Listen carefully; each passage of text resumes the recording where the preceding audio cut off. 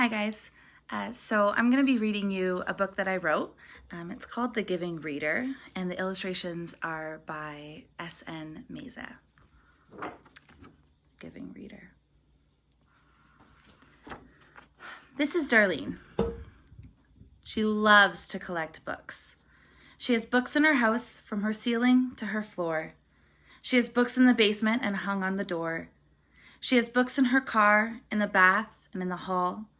She has so many books, she could fill up a mall.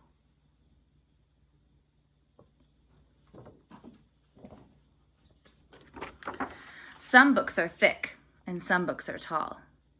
Some books are thin and some books are small. Some books have pictures and some just have words. Some about lizards and some about birds. She loved to share her books with anyone in need. She never asked questions. She just wanted people to read.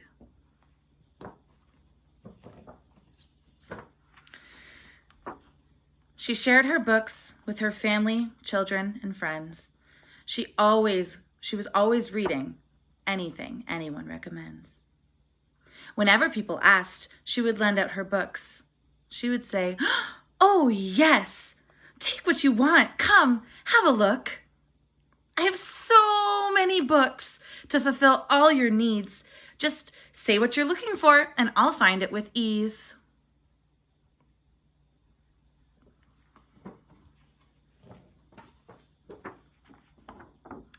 The people would come from far and wide just to borrow her books that she offered with pride.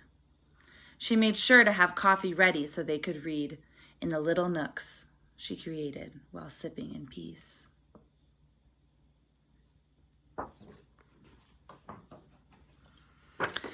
Many years passed, it was time to retire. She left her books in her home with a note to admire. My books were my heart, now I leave them to you. Let them inspire and challenge you to do something new. Love them dearly and make sure that you share.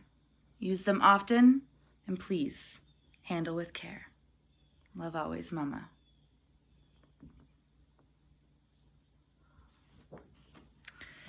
So this book was loosely written about my mom, and I'm going to try to do this without crying, but no promises.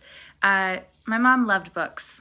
She loved reading and she loved words and inspired that love inside of all of us, her children.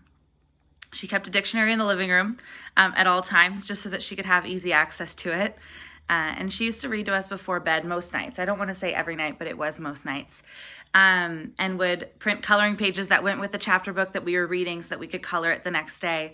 And I grew up with her reading to us, and she instilled in me just a deep love for words and language and reading. And anyone that knows me knows that that is just such a true statement.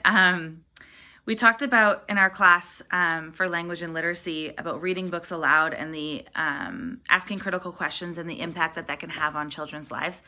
And my mom did this on the regular while reading books to us. She wanted to make sure that we understood what she was reading, and she would ask us questions and talk about different words that were in it and the meaning behind it.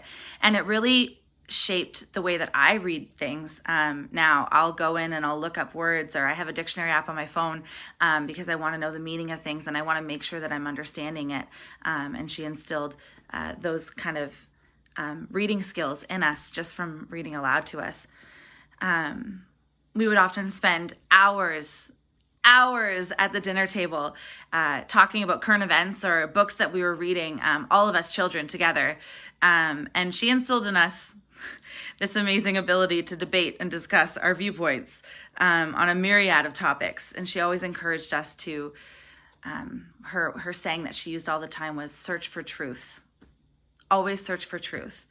And she modeled to us really what it's like to have a growth mindset. She had a thirst for knowledge. She loved to learn anything and everything and would glean whatever she could from whomever she could get it from. I would often find her sitting on the couch late at night with one of my friends or my cousin and just sitting there. And it didn't matter that they were younger than her. She just knew that they knew what they were talking about on a certain topic and just wanted to sit there and listen to them and learn what she could. She wasn't afraid to change her beliefs based on new information that she would get, provided that it was truth. And she always made sure that it was truth. So my mom passed away 4.5 years ago. It was the halfway point yesterday.